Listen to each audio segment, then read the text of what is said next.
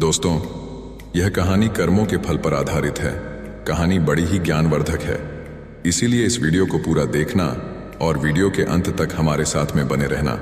नमस्कार दोस्तों, बोधि thinks bye YouTube channel में आपका दिल से स्वागत है।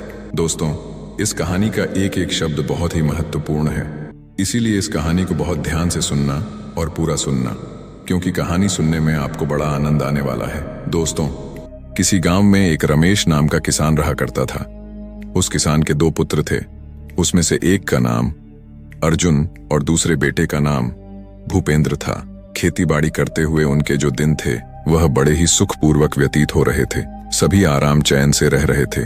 एक दिन की बात है कि वह बूढ़ा किसान बहुत ज्यादा बीमार पड़ जाता है और उसने अपने दोनों बेटों को अपने पास बुलाया और उनसे कहा कि मेरे बच्चों, अब शायद मेरा अंतिम समय आ गया है। मैं चाहता हूं कि मेरे मरने के बाद तुम दोनों भाई आपस में बड़ी ही सहमति के साथ मिलजुल करके रहा करो और सुख शांति के साथ अपनी जिंदगी को गुजारो। मैंने बुरे वक्त के लिए कुछ असफियां इकट्ठा की थी, जिन्हें मैंने घर के पीछे में जो बरगद का पेड़ है उसी के नीचे जमीन में दबा रखा है। अब वह तुम्हारे काम आएंगे। लेकिन मेरे बच्चों, तुम मुझसे यह वादा करो कि तुम दोनों आवश्यकता पड़ने पर ही उसे बाहर निकालोगे। वह दोनों कहने लगे कि हम वादा करते हैं पिताजी, जैसा आप कहेंगे हम बिल्कुल वैसा करेंगे। धीरे धीरे समय व्यतीत होता गया। थोड़े समय के बाद ही उस बूढ़े किसान ने अपने प्राणों को त्याग दिया। छोटे भाई को अपने पिता के जाने का बहुत दुख हुआ। दोनों भाई ने उसके पिता का अंतिम संस्कार कर दिया गया, लेकिन बड़े भाई भूपेंद्र को अपने पिताजी के मरने का जरा भी दुख नहीं था। उसकी आंखों के सामने तो सिर्फ असफियां ही घूम रही थी। उस रात को भूपेंद्र को नींद नहीं आ रही थी। वह बार बार करवट बदल रहा था। आधी रात के बाद सुबह होने से पहले ही वह उठ करके बैठ गया। विचार करने लगा अपने मन में और सोचने लगा कि अर्जुन के उठने से पहले मुझे अपना काम पूरा कर लेना चाहिए, वरना फिर कभी ऐसा मौका दोबारा नहीं मिलेगा।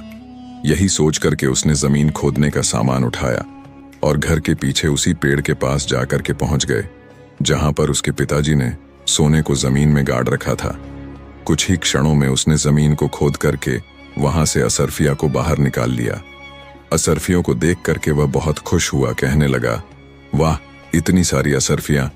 अब लगता है मुझे जिंदगी में कभी भी मेहनत नहीं करनी पड़ेगी और ना ही किसी चीज की कमी रहेगी। उसने तुरंत ही वह असरफियां का घड़ा उठाया और दूसरे पेड़ के नीचे जाकर के जमीन के नीचे गाड़ दिया और फिर आराम से घर में पहुंच करके अपने उसी स्थान पर जाकर के दोबारा लेट गया। जब सुबह हुई तो छोटा भाई अर्जुन अपने बड़े भाई भूपेंद्र को जोर जोर से आवाज लगा करके उठा रहा था। कह रहा था, बड़े भैया, जल्दी उठो, गजब हो गया। हमारे घर के पीछे पेड़ के नीचे जमीन खुदी हुई पड़ी है भैया, वहां से सारी असरफियां भी गायब हैं। मुझे लगता है कि कोई चोर हमारी सारी अशरफियां की चोरी करके भाग गया है। भूपेंद्र कहने लगा कि अरे क्या बोल रहे हो भाई, चलो मैं देखता हूं। जब दोनों भाई उस जगह पर पहुंचे तो सच में ही वह जमीन खुदी हुई पड़ी थी। छोटे भाई अर्जुन ने कहा कि अब क्या करें भैया, मेरे विचार से हमें पहले राजदरबार में जाकर के सूचना देनी चाहिए। भूपेंद्र कहने लगा, ठहरो अर्जुन, कहीं जाने की कोई जरूरत नहीं है। अर्जुन कहने लगा, लेकिन क्यों भैया? भूपेंद्र ने कहा, मैं अच्छी तरह से जानता हूं कि चोर कौन है जिसने जमीन में दबी हुई अरसफियों को बाहर निकाला है। अर्जुन चौंक गया और पूछने लगा कि भैया, क्या आप जानते हो कि वह कौन है? भूपेंद्र कहने लगा कि तुम जानना चाहते हो तो सुनो कि वह चोर कौन है। वह चोर तुम ही हो। यह सुनकर के अर्जुन कहने लगा, भैया यह आप क्या कह रहे हो? नहीं भैया, मैं और चोरी नहीं, मैंने कोई चोरी नहीं की है। भूपेंद्र कहने लगा, फालतू बोलो मत, तुम्हारे और मेरे अलावा इन असरफियों के बारे में और कोई नहीं जानता था। यह बात साफ है कि तुम अकेले ही सारा धन हड़पना चाहते हो। अर्जुन ने यह सुनकर के कहा कि आप ऐसा मत कहो भैया, मैं सच कहता हूं कि मैंने कोई असरफ नहीं चुराई है, मैं कुछ नहीं जानता। भूपेंद्र कहने लगा कि तो तुम मुझे वह असरफियां लौटा दो, नहीं तो तुम इस घर का दरवाजे अपने लिए हमेशा हमेशा के लिए बंद समझो। अर्जुन उदास होकर के बोला, ठीक है भैया, यदि आपको मेरी बात पर विश्वास नहीं है तो मैं यह घर ही क्या इस गांव को छोड़ करके चला जाऊंगा। अर्जुन दुखी मन से तुरंत ही वहां से निकल पड़ा। वह चलते चलते सोचने लगा कि सच्चाई जाने बिना ही बड़े भैया ने मेरे साथ ऐसा सुलूक क्यों किया। अब बदनाम होने से अच्छा है कि मैं यह गांव छोड़ करके ही चला जाऊं। जब घर पर बैठा भूपेंद्र बड़े आराम से यही विचार कर रहा था कि वाह, कितनी आसानी से यह कांटा अपने आप ही निकल गया। अब सारी अरसफियां सिर्फ मेरी है, मेरे अलावा और किसी को इसमें हिस्सा नहीं देना पड़ेगा। दूसरी तरफ वहां जो उसका छोटा भाई था अर्जुन बड़े ही दुखी मन से वहां से चलता ही जा रहा था। शाम भी हो गई थी। चलते चलते उसके मन में कई तरह के विचार उत्पन्न हो रहे थे। उसके मन में एक विचार आया कि कहीं भैया ने सारा धन हड़पने के लिए ही कोई चाल तो नहीं चली है। वह अपने विचारों में खोया हुआ लगातार चलता ही जा रहा था कि तभी वह एक बड़ी सी चट्टान के ऊपर जाकर के बैठ गए। अब रात हो चुकी थी और चारों ओर घना अंधेरा छाया हुआ था। उलझन में पड़ा अर्जुन सारी बातें सोच ही रहा था कि तभी उसके कानों में कुछ आवाज आई, यह 4000 तुम्हारे और 4000 मेरे। वह सोचने लगा कि कैसी आवाज है। सच्चाई जानने के लिए अर्जुन नीचे की ओर झुका। उसने देखा कि 3 आदमी वहां पर थे जो बैठे हुए थे और वे तीनों आपस में किसी तरह के धन का बंटवारा कर रहे थे। अर्जुन को यह समझने में बिल्कुल भी देरी न लगी कि यह तीनों चोर और यह तीनों चोरी का माल आपस में बंटवारा कर रहे हैं। तभी अचानक से अर्जुन का पैर फिसल गया और वह उन चोरों के बीच में जाकर के धड़ाम से गिर पड़ा।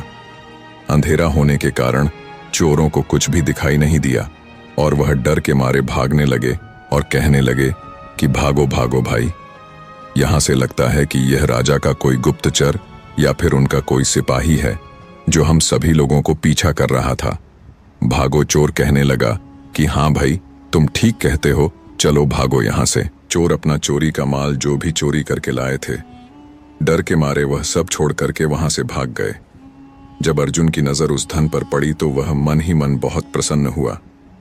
लेकिन तभी उसके मन में एक दूसरा विचार आया कि असल में यह मुद्राएं चोरी की हैं, इन्हें साथ में ले जाना बिल्कुल ठीक नहीं होगा, इसलिए इनको यहीं पर गाड़ देता हूं और जरूरत पड़ने पर मैं इनको ले जाऊंगा। यही विचार करके अर्जुन ने वह सारी मुद्राएं एक पेड़ के नीचे गाड़ दी और रात भर वहीं पर रहा। सुबह अपने रास्ते पर चलने लगा। दोपहर होते होते वह एक घने जंगल से जा रहा था। तभी कुछ लुटेरों ने उसको घेर लिया और लुटेरों का सरदार उससे कहने लगा कि खबरदार, जो कुछ भी तुम्हारे पास है वह निकाल करके हमको दे दो, नहीं तो हम तुम्हें जान से मार देंगे। अर्जुन लुटेरों की बात को सुनकर के कहने लगा कि भाइयों, मैं तो खुद ही एक मुसीबत में हूं और मेरे पास धन भला कहां से आएगा। लुटेरों का सरदार कहने लगा, यह झूठ बोल रहा है, इसकी तलाशी लो। तलाशी लेने के बाद जब अर्जुन के पास वास्तव में उन्हें कोई भी वस्तु प्राप्त नहीं हुई तो सरदार क्रोध से चिल्ला उठा और कहने लगा, कोई बात नहीं है, अगर इसके पास पैसे नहीं हैं तो भी ये हमारे काम आएगा, इसे अपने ठिकाने पर ले चलो, देवी मां को इसकी बलि चढ़ाई जाएगी। यह बात सुनते ही अर्जुन के होश उड़ गए। वह सोचने लगा, एक तरफ मैं मुसीबत का मारा था और कहां जाकर के इन डाकुओं के चंगुल में पड़ गया, उससे और बड़ी मुसीबत का सामना करना पड़ रहा था। तभी कुछ डाकू ने अर्जुन के हाथ पर बांधे और अर्जुन को उठा करके अपने ठिकाने पर ले गए। परंतु उनके अड्डे तक पहुंचते पहुंचते अर्जुन को एक उपाय समझ आ गया। अड्डे पर पहुंचने के बाद उसने डाकुओं के सरदार से कहा, अगर तुम मुझे अपने दल में शामिल कर लेने का वादा करो तो मैं तुम्हें 8000 स्वर्ण मुद्राओं का पता बता सकता हूं। इतना सुनकर के वह जो लुटेरों का सरदार था कहने लगा, 8000 मुद्राएं? यदि तुम वास्तव में सच कहते हो तो हमें तुम्हारी शर्त मंजूर है, जल्दी से हमें उन मुद्राओं का पता बताओ। अर्जुन कहने लगा कि देखो भाई, अभी तो रात होने वाली इस समय वहां पर जाना बिल्कुल भी ठीक नहीं है। कल सुबह होते ही मैं तुम लोगों को वहां पर लेकर के चलूंगा। लुटेरों का सरदार कहने लगा, ठीक है, लेकिन खबरदार, हमारे साथ कोई भी चालाकी करने की कोशिश बिल्कुल मत करना, वरना तुम जानते हो कि इसका क्या परिणाम होगा। तुम्हारे साथ जो भी होगा वह तुमसे बर्दाश्त नहीं होगा, इसीलिए सोच समझ करके मुझसे कोई बात करना। अर्जुन बोला, निश्चिंत रहो सरदार, मैं तुमसे कोई भी धोखा नहीं करने वाला। सुबह होते ही मैं आप सबको वहां लेकर जाऊंगा। सरदार ने कहा, ठीक है। अगली सुबह होती है। अर्जुन उन चोरों को उसी जगह पर लेकर के पहुंच जाता है जहां पर उसने वह सोने की मुद्राएं जमीन में दबाई हुई थीं। सरदार के आदेश पर तुरंत ही उसके आदमियों ने उस जगह को खोदा और शीघ्र ही वह स्वर्ण मुद्राएं उसके सामने थीं। स्वर्ण मुद्राओं को देख करके वह सभी जो सरदार के आदमी थे, डाकू थे, वह बहुत प्रसन्न हो जाते हैं। मुद्राओं को अपनी थैली में भर करके अपने अड्डे की ओर चल पड़े। परंतु अर्जुन के दिमाग में अभी भी कोई दूसरी योजना चल रही थी। वह विचार कर रहा था कि यह स्वर्ण मुद्राएं एक तरह से तो मेरे काम में ही आई, लेकिन मैं जल्दी ही इनकी मौत का कारण बन जाऊंगा। इस घटना के बाद अर्जुन उन लुटेरों के गिरोह के साथ ही रहने लगा और वह लुटेरों का सरदार का सबसे विश्वास पात्र व्यक्ति बन चुका था। कुछ समय के बाद अर्जुन ने उन लुटेरों के सरदार से कहा कि सरदार, मैं 10 दिन के लिए अपने घर को जाना चाहता हूं। यदि आपकी इजाजत मिल जाए तो मैं अपनी बूढ़े मां को, जो इस समय बीमार है, एक बार उनसे मिलना चाहता हूं। सरदार अर्जुन की योजना से बिल्कुल भी अनजान थे। वह अर्जुन को अपना सबसे विश्वास योग्य आदमी मानता था। वह जानता था कि अर्जुन उसका सबसे भरोसे का आदमी है। वह कभी भी उसके साथ किसी तरह का कोई धोखा नहीं कर सकता है। उस डाकू ने जब अर्जुन की बात सुनी तो उसने अर्जुन को 10 दिन के लिए अपने घर जाने की इजाजत दे दी। अर्जुन अपने घर जाने के लिए रवाना तो हुआ, परंतु वह अपने घर जाने के बजाय राजा के महल की तरफ चला गया। उधर राजमहल में महाराज पहले ही उस डाकू के आतंक से बहुत परेशान थे। वह अपने महामंत्री से कह रहे थे कि मंत्री जी, आखिर वह डाकू कब पकड़ा जाएगा? पूरा राज्य उसके आतंक से परेशान हो रहा है। मंत्री जी महाराज की बात को सुनकर के कहने लगे कि मैं अपनी तरफ से महाराज पूरी कोशिश कर रहा हूं। वह आतंकी जल्दी ही आपको कारागार में नजर आएगा और उसको उसके किए की सजा जरूर मिलेगी। उसी समय वहां पर एक पहरेदार आया और कहने लगा कि महाराज की जय हो। महाराज, एक व्यक्ति आपसे डाकू जगीरा के बारे में मिलना चाहता है। वह कहता है कि मैं उसके बारे में सब कुछ जानता हूं। उसकी बात को सुनकर के महाराज कहने लगे कि अच्छा, उसे तुरंत यहां पर लेकर के चले आओ। वह सिपाही गया और कुछ समय के बाद ही अर्जुन को राजा के सामने लेकर के पहुंच गया। अर्जुन राजा से कहने लगा कि महाराज को मेरा प्रणाम है। महाराज, मेरा नाम अर्जुन है। राजा कहने लगा, कहो नौजवान, तुम जगीरा के बारे में क्या जानते हो? उसके बारे में तुम्हें जो भी जानकारी है वह सब कुछ मुझे बता दो। अर्जुन कहने लगा कि महाराज, मुझे क्षमा करो, मैं आपसे एकांत में इस बात को करना चाहता हूं। मंत्री ने कहा कि दुष्ट, क्या तुम जानते नहीं, यहां राजा के सम्मानित और विश्वास पात्र व्यक्ति मौजूद है। जो कहना चाहते हो तुम सबके सामने ही कहो। राजा कहने लगा, ठहरिए महामंत्री जी, यदि यह हमसे एकांत में बात करना चाहता है तो हम इससे एकांत में ही बात करेंगे। आप लोग यहां से चले जाइए, हमें बिल्कुल एकांत छोड़ दीजिए। सब लोग बाहर गए और बाद में अर्जुन ने राजा को अकेले में पूरा किस्सा कह करके सुना दिया और आगे कहने लगा कि महाराज, इस तरह से मैं उस डाकू का विश्वसनीय आदमी बन चुका हूं। पूरी घटना के बारे में अर्जुन ने महाराज को बता दिया और अब मैंने उसे अपने जाल में फंसा लिया है। अर्जुन ने कहा, महाराज, अब बस उसे और उसके साथियों को पकड़ने के लिए मुझे आपकी सहायता की जरूरत है। उसकी बात को सुनकर के राजा कहने लगा, बहुत खूब नौजवान, तुम्हारी चतुराई और साहस से मैं बहुत प्रसन्न हूं। उन भयानक डाकुओं को पकड़ने के लिए जो भी सहयोग चाहिए वह मुझसे तुम बेझिझक हो करके कह सकते हो। मैं करने को तैयार हूं, कहो क्या करना होगा। अर्जुन कहने लगा कि महाराज, कल रात को आप कम से कम हमारे साथ में 300 सिपाहियों को मेरे साथ भेज दें। मैं उन सभी को उन डाकुओं के अड्डे पर ले जाऊंगा जहां पर वह सैनिक उन डाकुओं पर आक्रमण कर देंगे और उन डाकुओं को गिरफ्तार कर लिया जाएगा। राजा कहने लगा, बिल्कुल ठीक है नौजवान, तुम्हारी सलाह बिल्कुल उचित है, मैं इसे मानने के लिए तैयार हूं। तो तय रहा कि हम कल रात को हमारे सैनिकों को तुम्हारे साथ भेजेंगे, तब तक कि तुम यही राजमहल में हमारे शाही मेहमान बन करके रहो। उसके अगले दिन रात होते ही अर्जुन अपनी योजना के अनुसार सैनिकों को लेकर के डाकुओं के अड्डे पर पहुंच गया। सैनिकों की टुकड़ी ने उन डाकुओं पर आक्रमण कर दिया। कुछ ही समय में सैनिक ने उन डाकुओं को गिरफ्तार कर लिया और उनमें से कुछ डाकू मारे भी गए और जो बचे हुए थे उनको महाराज के सामने पेश कर दिया गया। राज दरबार में अर्जुन को देख करके डाकुओं का सरदार जो था वह मन ही मन सोचने लगा, उसने कितना बड़ा धोखा किया। मैंने इस व्यक्ति पर विश्वास किया और इसने मेरे साथ विश्वासघात किया। इस आदमी ने हमें कहीं का नहीं छोड़ा। अगले दिन दरबार में सभी दरबारियों और मंत्रियों से विचार विमर्श करने के बाद राजा जो था उसने सभी डाकुओं को एक ही सजा सुना दी।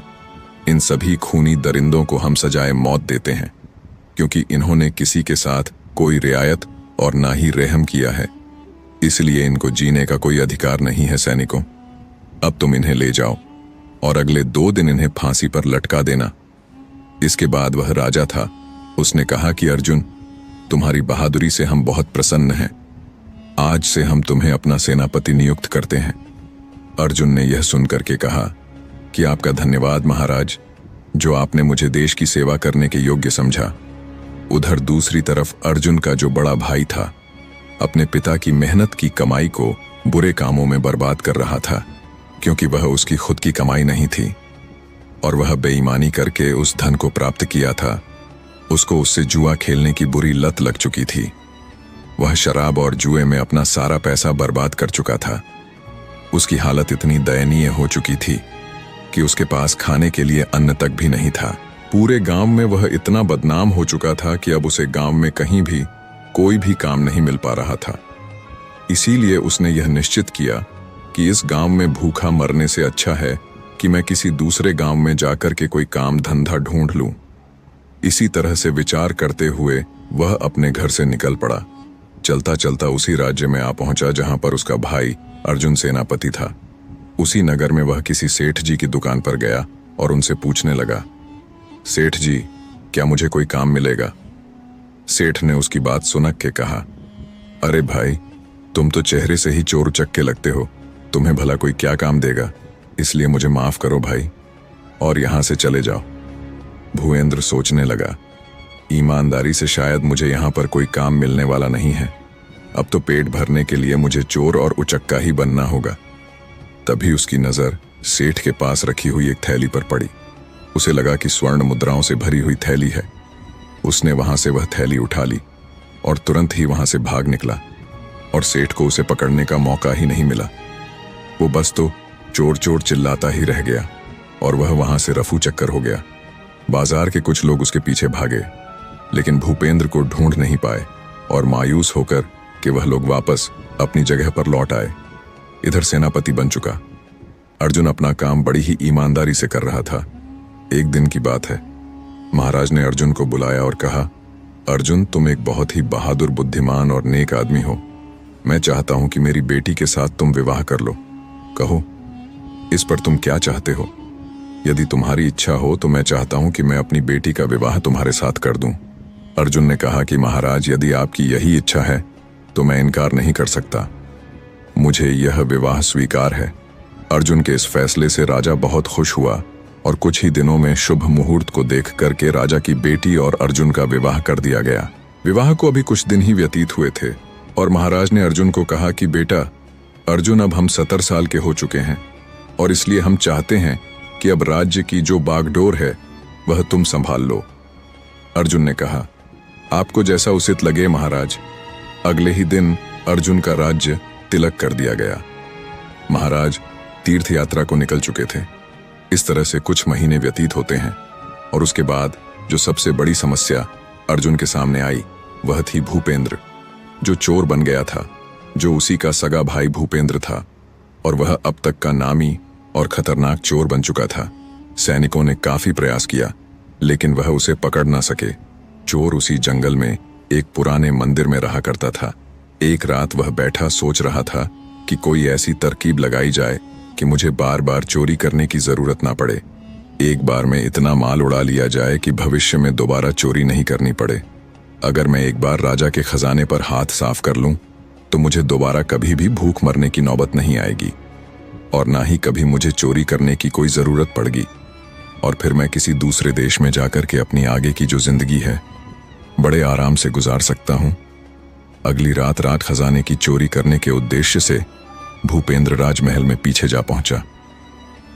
हाथों में रस्सी लिए वह दीवार पर चढ़ने की सोच रहा था और दूसरी तरफ संयोग से उस चोर के बारे में विचार करते हुए सोच सोचकर कि राजा को नींद नहीं आ रही थी।